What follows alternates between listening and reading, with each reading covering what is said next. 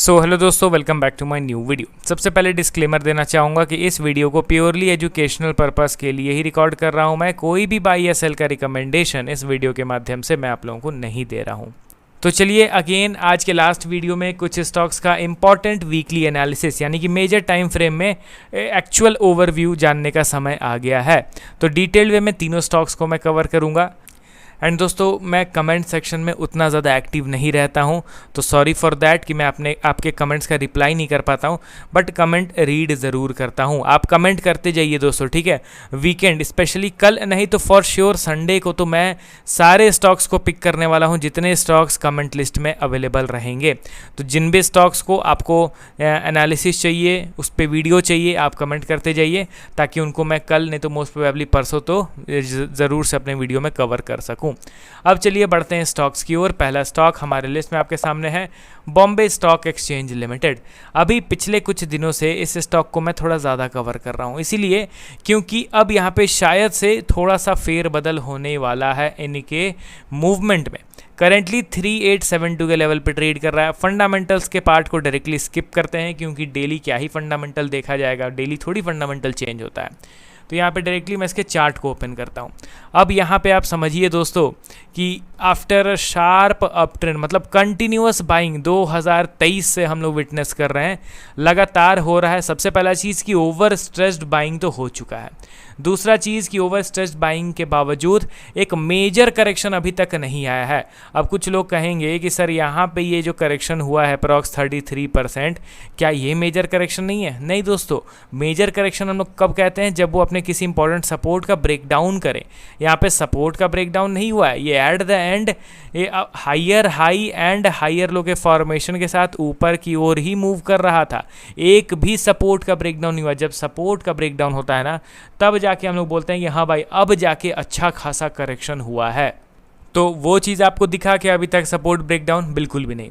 अब दूसरा चीज़ आप ये ध्यान दीजिए कि 2023 के लोअर लेवल से कितना बाइंग हुआ है। परसेंटेज वाइज अगर देखा जाए तो अप्रॉक्स 3300% का रिटर्न इसने डिलीवर किया है फ्रॉम 2023, यानी कि 1 साल 2 साल 3 साल अप्रॉक्स 3.5 ईयर्स में 3000% का रिटर्न। ठीक है, तो ऑब्वियसली इसको ओवर स्ट्रेस्ड बाइंग हम लोगों को कंसीडर करना पड़ेगा।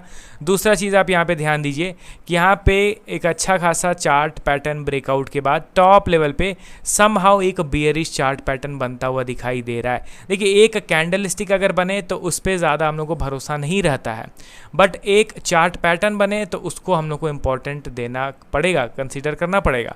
टॉप लेवल से यहाँ से सेलिंग हुआ, फिर अगेन ऊपर गया, फिर अगेन सेलिंग हो रहा है, और ये हमारे लिए इंपॉर्टेंट सपोर्ट लेवल बन के आता है जो कि है क्लोज टू 3800। इस लेवल को आप नोट कीजिए दोस्तों, 3800 ये हम लोग के लिए इंपॉर्टेंट लेवल है। अगर आने वाले दिनों में ये 3800 के लेवल का ब्रेकडाउन करता है तो directly short to medium term के लिए स्टॉक को हम लोगों को बेयरिश कंसीडर करना पड़ेगा। फर्दर अप मूव एक्सपेक्ट नहीं करेंगे हम लोग। क्यों नहीं करेंगे? क्योंकि एक चार्ट पैटर्न, एक बेयरिश चार्ट पैटर्न एक्टिवेट हो गया, वो भी स्ट्रेस्ड बाइंग के बाद टॉप लेवल पे। तो ऑब्वियसली यहाँ पे करेक्शन थोड़ा अच्छा खासा होगा, सेलर्स थोड़े ज़्यादा एक्टिव हो जाएंगे, एंड जितने भी शॉर्ट टर्म प्लेयर्स होंगे जिनको थोड़ा बहुत प्रॉफिट हो रहा होगा वो लोग भी अपना पोजीशन स्क्वायर ऑफ करने की कोशिश करेंगे, जो अल्टीमेटली एक बड़े करेक्शन की ओर तब्दील हो सकता है। तो इसीलिए यहाँ पे थोड़ा अलर्ट रहिए। फ्रेश बाइंग अभी के लिए तो मैं बिल्कुल भी नहीं करूंगा। बीएससी के स्टॉक में टॉप लेवल पे है, इस तरीके का वीकनेस दिख रहा है स्टॉक में, तो मैं फ्रेश बाइंग तो बिल्कुल नहीं करूंगा। हालांकि आप अपना पॉइंट ऑफ व्यू भी ज़रूर शेयर कीजिए। बढ़ते हैं अब हम लोग अगले स्टॉक की ओर। हमारे लिस्ट में आपके सामने है केन्स टेक्नोलॉजी लिमिटेड। लोगों को ये भी काफ़ी परेशान कर रहा है। करेंटली 3265 के लेवल पे ट्रेड कर रहा है। 1.92% का तेज़ी हम लोगों ने लास्ट ट्रेडिंग सेशन में विटनेस किया। कई कमेंट्स आते हैं मुझे इस स्टॉक को लेके कि सर मैंने इसको यहाँ खरीदा, मुझे इतना बड़ा लॉस हो रहा है, तो मुझे इतना बड़ा लॉस हो रहा है। देखिए दोस्तों, सबसे पहला चीज़ कि आप अगर बड़े लॉस में बैठे हुए हो तो कहीं ना कहीं आप ट्रैप हो चुके हो, कहीं ना कहीं आपने पीक लेवल पे स्टॉक को बाई कर लिया है। हमेशा ध्यान रखिए कि जब कोई स्टॉक इस तरीके से ओवर स्ट्रेच होता है ना, तो वहाँ पे करेक्शन भी बहुत बड़ा होता है एंड करेक्शन के चांसेस इंक्रीज होते रहते हैं डे बाय डे। जितना ही ऊपर जाता रहेगा ना उतनी करेक्शन के चांसेस इंक्रीज होते चले जाएंगे।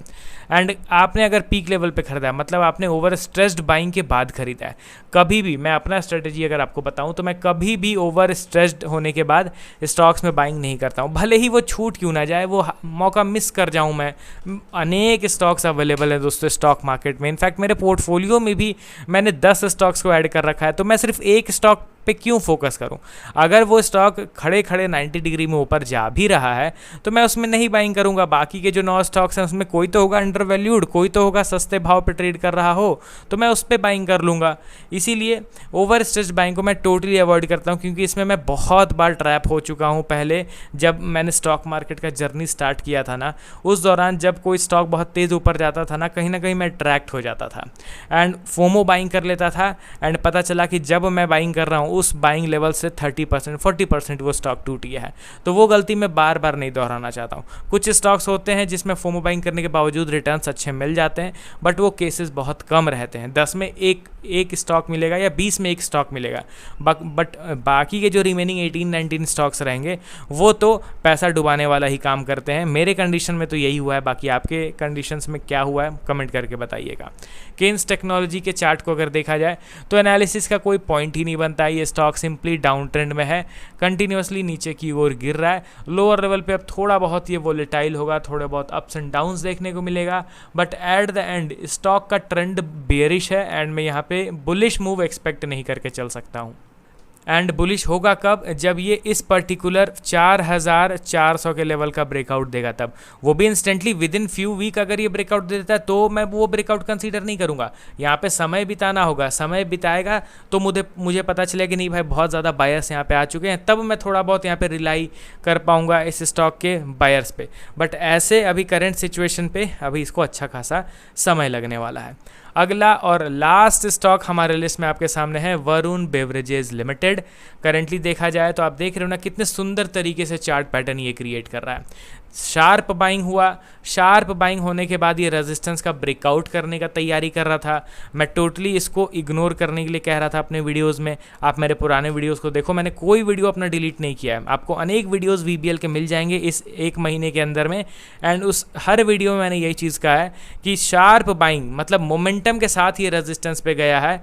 देखिए सबसे पहला चीज़ कि अगर कोई स्टॉक सपोर्ट से कंटिन्यूसली बाइंग करता हुआ रेजिस्टेंस का ब्रेकआउट करे तो मैं उसको सस्टेनेबल तेज़ी नहीं कंसीडर करता हूँ। एंड यहाँ तो ये सपोर्ट की नीचे से कंटिन्यूस बाइंग होकर रेजिस्टेंस तोड़ने की कोशिश कर रहा है, यहाँ तो मैं और ज़्यादा अलर्ट रहूँगा। अब यहाँ पे आप ध्यान दीजिए, टॉप लेवल पे गया, बहुत बार लोगों को इसने ट्रैप किया होगा शार्प बाइंग मोमेंटम दिखाते हुए, बट एट द एंड आप देखोगे तो एक अच्छा खासा बेयरिश प्राइस एक्शन बनता हुआ दिखाई दे रहा है। रेजिस्टेंस पे सेलिंग का संकेत यहाँ पे दिख रहा है।